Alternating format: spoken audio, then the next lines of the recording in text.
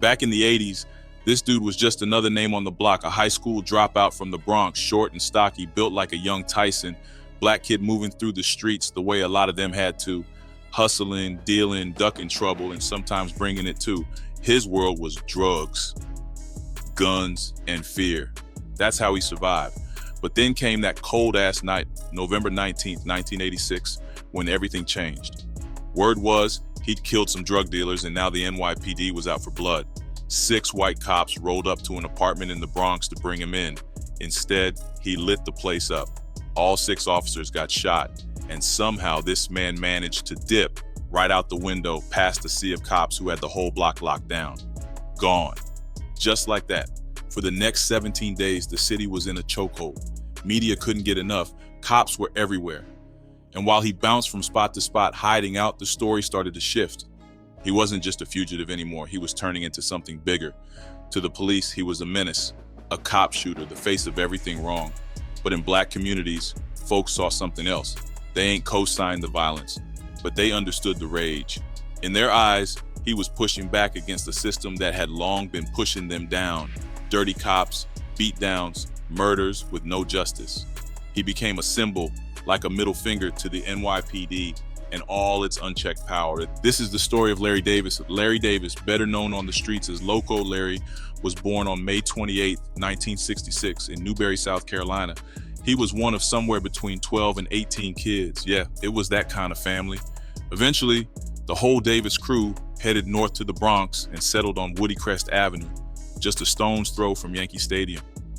His older sister Betty remembered him as a big, playful baby. Said he came out of the womb with muscles, like he already had plans. His father, Al, was a plumber grinding to support that growing family, while Mary ran the house. But around 1976, Al dipped out. Maybe the weight of all the mouths to feed finally caught up with him. Even after he left, he stayed in touch with Larry. By then, Mary had turned into a one-woman army. She opened up a thrift shop, took in foster kids, and tried to keep the house from falling apart.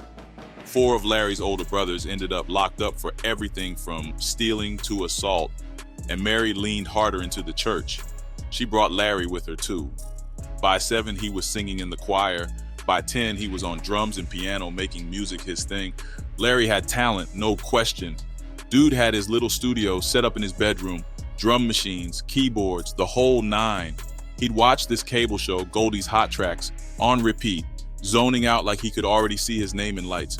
When he played with the church choir over on Crotona Avenue, he'd wear that same look, part sneaky grin, part starstruck. That boy was dreaming big, but school? That wasn't it for Larry. After 5th grade at PS 73, things unraveled quickly.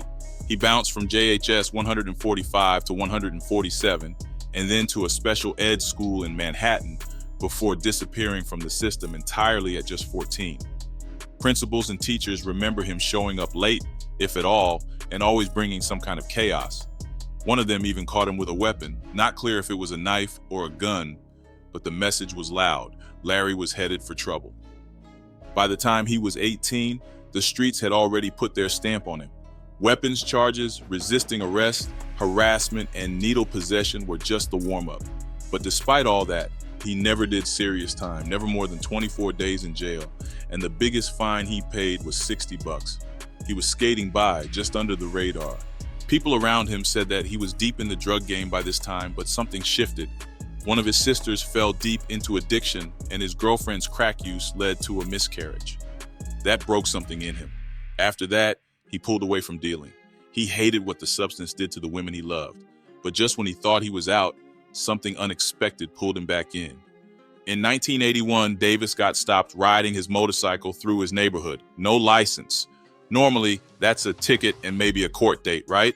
But according to Davis, the cop had a different idea. Instead of writing him up, he offered Davis a shady deal, help move and sell some cocaine, which would later be turned into crack. Davis didn't jump on it right away. A few days later, Davis chopped it up with his right-hand man, Rick Burgos. These two were tight. Davis was the older one, always taking the lead, while Burgos played the loyal little brother role. Burgos had admired Davis since their days at PS 145, back when Davis would bang out bass lines from Run DMC tracks on the lunch tables. Just like Davis, Burgos came from a packed household and started getting into trouble early. At 14, he got busted tagging the D train and had to spend his weekend scrubbing down Crotona Park for 6 weeks. Both of them knew the streets were shifting. Crack cocaine was spreading fast in the Bronx and uptown Manhattan, faster than the Asian flu. Whether people smoked it in pipes or rolled it up with weed, called it woo-woo or woolas, one hit had people hooked. It was a high that was thrilling, ugly, deadly, and profitable. Burgos, always sharp to a hustle, told Davis to go for it, make that dumb money. If what Davis and Burgos claimed was true, they had a kind of freedom that most street cats only dreamed about. They used crackheads to cook in trap spots all across the Bronx, turning those apartments into makeshift labs. And the cops? They were supposedly in on it, giving them cover while they raked in cash like they were bulletproof. Girls went crazy for them, like they were ghetto celebrities. And other hustlers? They watched from the shadows, jealous, scared, and low-key impressed. It was like a twisted game where the players were dealers and the refs, the cops, were helping them cheat. Eventually, the Bronx DA started connecting Davis to a trail of robberies, assaults, and murders of other dealers in the Bronx and northern Manhattan. Some people believe Davis had a deeper reason, maybe trying to clean up the streets after watching his sister and girl fall into addiction. But prosecutors painted a different picture. Davis was deep in the game, and these killings were all about eliminating competition. Reports said Davis went after dealers across the city. He didn't work alone either. During these hits, people got shot, sometimes in their apartments, right on the stoop, or out in the street. One story stuck out.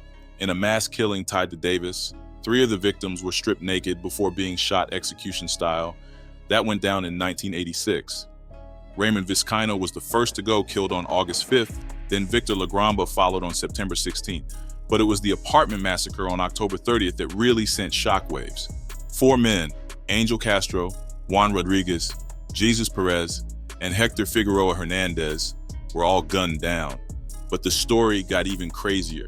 Just 4 days before that massacre, on October 26th in Washington Heights, a man named Roy L. Gray got robbed for just $2. Then, like something out of a movie, he spotted the same dude, Davis, about to rob some coke dealers in Harlem. Gray snitched, hopped in a police cruiser, and helped chase down Davis and 2 others in a wild ride that ended in the High Bridge section of the Bronx. Shots were fired at cops along Jerome Avenue, and somehow, the trio vanished into an apartment building. During this time, Davis was laying low. He bounced between friends, his sister Regina, his girlfriend Melody Flood, the mother of his daughter Larima, and his own mother. But staying with Regina and her husband Joe Lewis caused real drama. Joe was a sanitation worker, a stand-up dude, and he wasn't cool with Davis bringing guns, coke, and stacks of cash into their small Fulton Avenue apartment with 3 little kids around. Regina, caught in the middle, finally asked Davis to leave, but later Joe let him come back, and Davis returned with all his baggage. Then came another wild twist. In early November, according to both Davis and Burgos, the cops handed them 40 kilos of coke to flip to a Colombian dealer. Davis pulled it off and walked away with a suitcase packed with a cool $1 million. But instead of sharing it with the cops, he kept the whole thing. That's when the cops started freaking out, nervous he might snitch, or maybe just pissed, he stiffed them on their cut. While Davis was still hiding out at Regina's in Morrisania, the police showed up at her door in early November with a warrant. He wasn't home, so they bounced. But later, reports came in, and they circled back to 1231 Fulton Avenue. This time, they weren't playing. On the night of November 19th, 1986, 27 cops from the 41st Precinct and Emergency Services Unit rolled up deep. And that's when everything really started to unravel.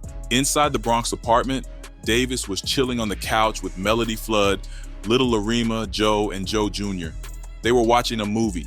Davis swore it was Rambo, but the Lewises said it was Romancing the Stone. Just a small detail, but it might show how Davis liked to amp things up sometimes.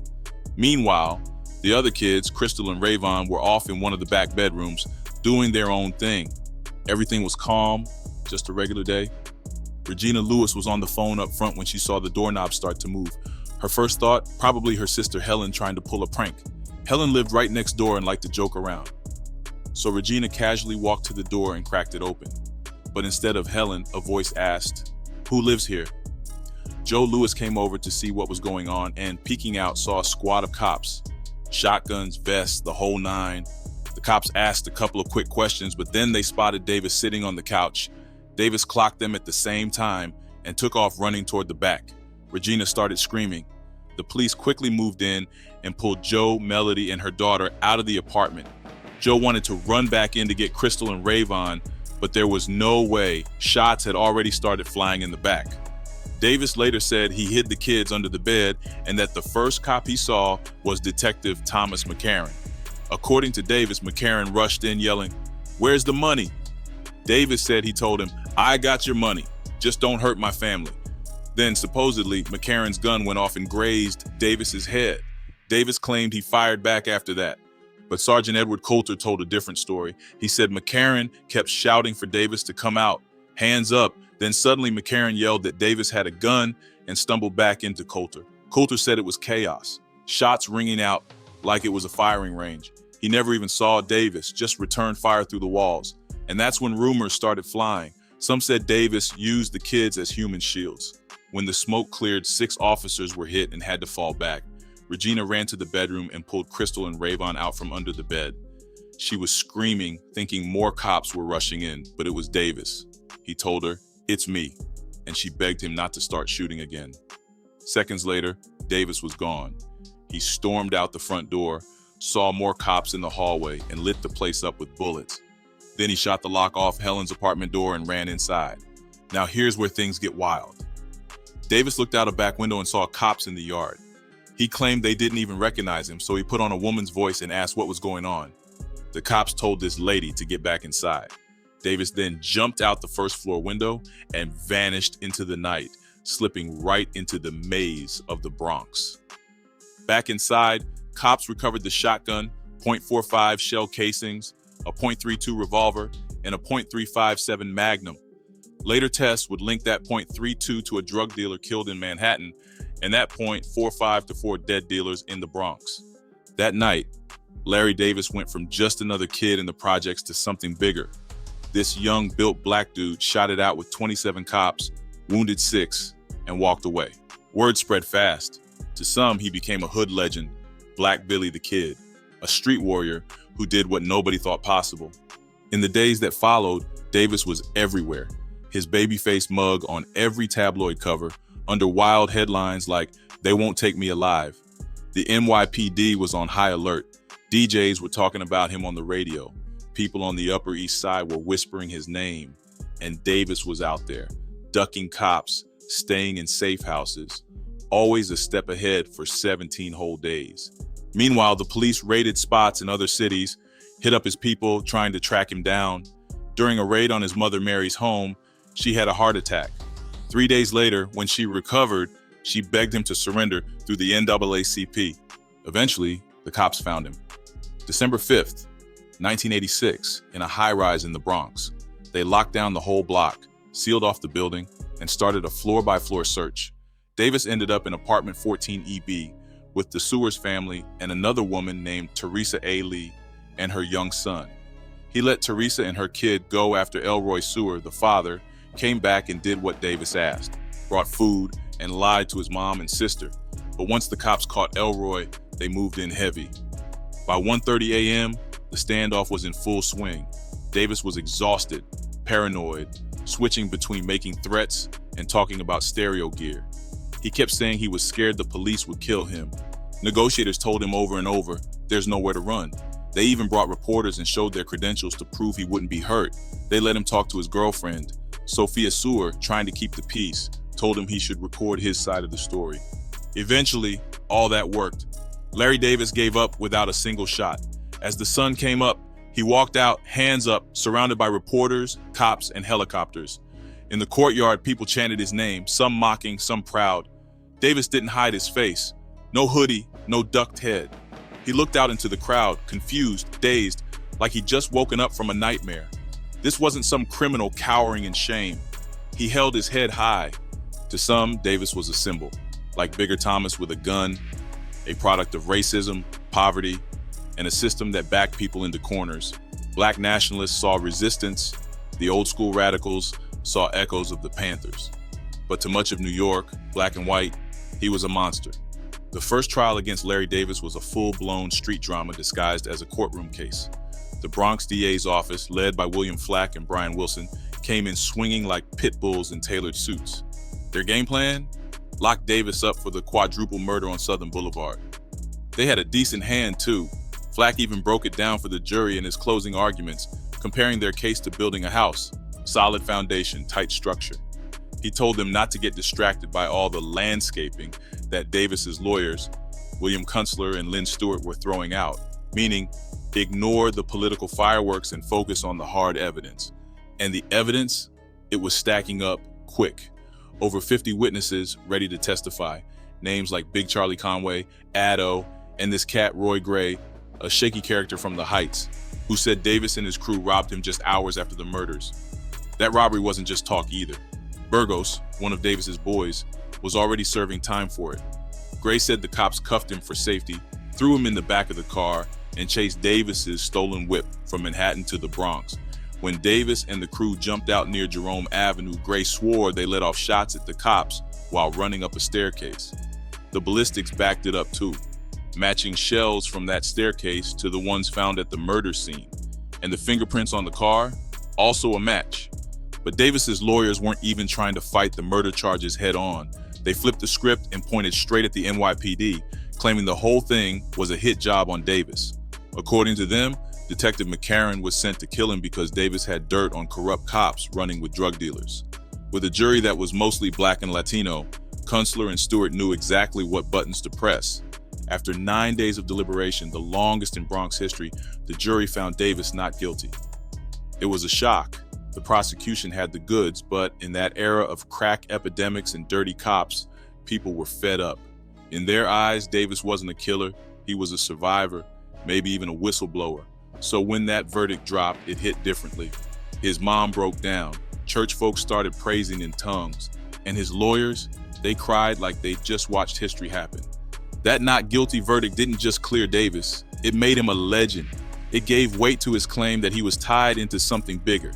Dirty cops, drug money, a crooked system, and it set the stage for round two, the case for shooting 9 NYPD officers. If folks thought the first trial was wild, the second was about to take it up another level. After months of delays, jury drama, and whispers about racial bias, the second Larry Davis trial finally kicked off and the Bronx was buzzing. It was like the streets had dropped everything to catch the next blockbuster. Only this one was unfolding in real life. Courtroom, packed to the walls. You had a wild mix of people showing up daily: radicals, Muslims, Pentecostals with prayer caps, cops, detectives, journalists, Davis's people, all shoulder to shoulder. Reporters even started placing quiet bets on whether this trial would top the frenzy around the Tawana Brawley case. And at first, it looked like it might. Things started hot. Cops who'd been shot during the raid took the stand, laying out dramatic, emotional stories. Emergency Service Sergeant Edward Coulter, who caught bullets in his hand and thigh, actually broke down crying on the stand, talking about the chaos from Davis's gunfire. But Davis's lawyer, William Kunstler, flipped the whole mood when he played a video of Coulter from a police training session. Same story, but this time Coulter was cool and collected. That contrast hit hard. Coulter wasn't alone. 4 more wounded officers followed him, including Captain John Ridge, who had a graze wound to the head. Newsday even reported he smelled of alcohol at the hospital, though Ridge denied drinking on the stand. Officer John O'Hara took a bullet to the eye. Detective Donald O'Sullivan was grazed on his head and hand. And all through this testimony, Kunstler kept hammering home one message: nobody brings 34 officers in bulletproof vests with shotguns to a man's home after being denied a warrant, unless they're trying to kill him. Backing the cops was a sea of blue in the courtroom seats, including Officer Stephen McDonald, left paralyzed years earlier in Central Park. He showed up as a symbol of solidarity, but became a point of controversy. Kunstler called McDonald's presence a cheap ploy to sway the jury, said it was exploitation, plain and simple. Not long after, McDonald stopped showing up. Whether he was worn out or just disinterested, his absence mirrored a bigger shift. The public started checking out. Even with all the blood and bullets being recounted, people's sympathy for both sides was fading. The turning point came when Davis's mother, Mary, stepped onto the stand. 65 years old, church-going and dignified, she told the court that just a day after the murders Davis was accused of, 4 cops came to her door. One of them, Joseph Nealon, allegedly called her son a dirty bastard and said they were going to put a bullet in his head. She filed a complaint. Nealon got a light slap on the wrist for harassment, but the courtroom was shaken. By the end, after weeks of legal back and forth, the jury got their instructions and deliberations began.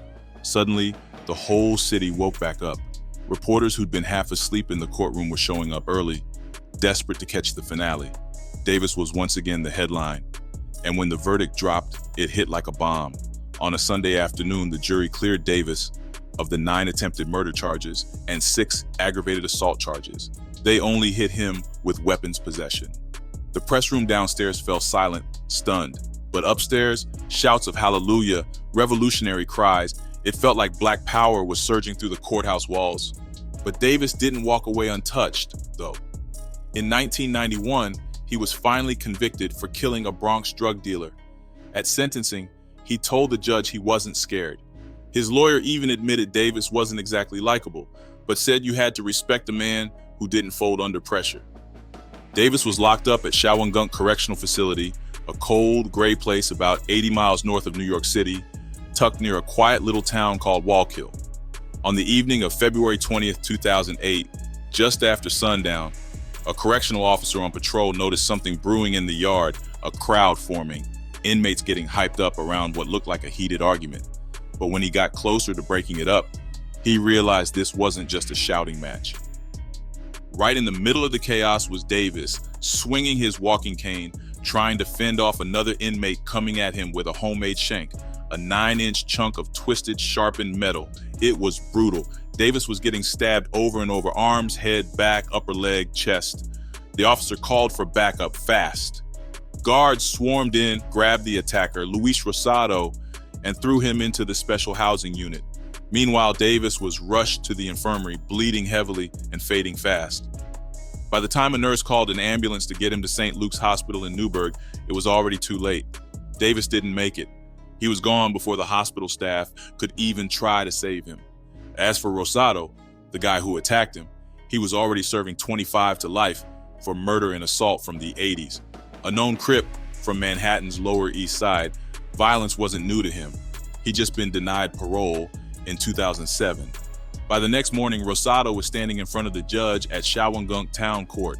Dock officials said both he and Davis had long records of causing trouble inside. Fights, beefs, the usual prison drama.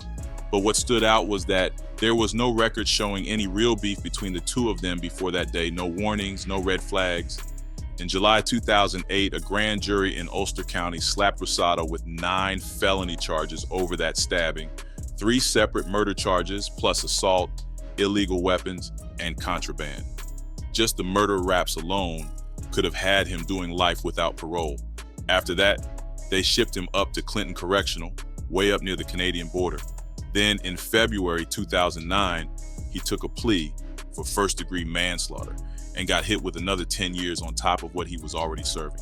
But somehow, despite all that, Rosado walked out on parole in 2021. And once he hit the streets, he popped up on Vlad TV, claiming Davis wasn't even the target, said he was aiming for a child molester, and Davis just got caught in the crossfire. What are your thoughts on this story? Appreciate you watching. If you enjoyed the video, hit that like button and make sure to subscribe for more.